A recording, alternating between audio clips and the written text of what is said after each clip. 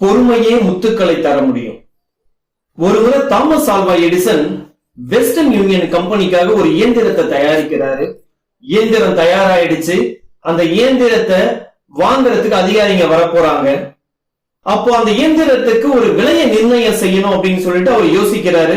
தன்னோட மனைவி கிட்ட போய் அதை பத்தி டிஸ்கஸ் பண்றாரு. அவங்க மனைவி சொல்றாங்க, இதுக்கு ஒரு $20,000 நம்ம சார்ஜ் பண்ணுவோம் அப்படின்னு சொல்லி சொல்றாங்க. அப்போ தாமஸ் ஆல்வா எடிசன் ஒரு நிமிஷம் யோசிக்கிறாரு, இவ்வளவு பெரிய அமௌண்ட் நம்ம எப்படி சொல்றது அப்படின்னு சொல்லி. அதிகாரியும் வராரு, அந்த பொருளையும் பாக்குறாரு, இயந்திரத்தை பாக்குறாரு. அவருக்கு ரொம்ப பிடிச்சு போயிருது.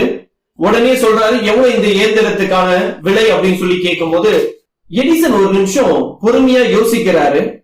அதை பார்த்து அந்த அதிகாரி பொறுமையை இழந்து, நானே இதுக்கு ஒரு விலையை சொல்றேன், இதுக்கு நான் $100,000 முதல் தவணையா தரேன், அதுக்கப்புறம் எவ்வளவு ஆகுது அப்படின்னு சொல்லி நீங்க சொல்லி அனுப்புங்க, நான் காசோலையை அனுப்புறேன் அப்படின்னு சொல்லி சொல்றாரு.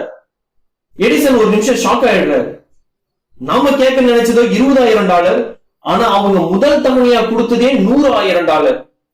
எடிசன் பொறுமையா இருந்ததுனால 4 மடங்கு அவர் நினைச்சதை விட அதிகமான பணம் கிடைத்தது. அதே போல அந்த அதிகாரி பொறுமையை இழந்ததுனால 4 மடங்கு அவருடைய கம்பெனிக்கு நஷ்டத்தை ஏற்படுத்தி கொடுத்தார். அவசரம் நமக்கு சிப்பிகளை தரலாம், ஆனா பொறுமை நமக்கு முத்துக்களை தான் தரும். ஒருவனுடைய திறமைகளை வெற்றியாக மாற்றுறது அவனுடைய பொறுமைதான். பொறுமை அனுபவத்தின் வெளியீடு. அதுவே நம் வாழ்வில் வரக்கூடிய அலைகளை கடந்து செல்லும் துடுப்புகளாக இருக்கும்.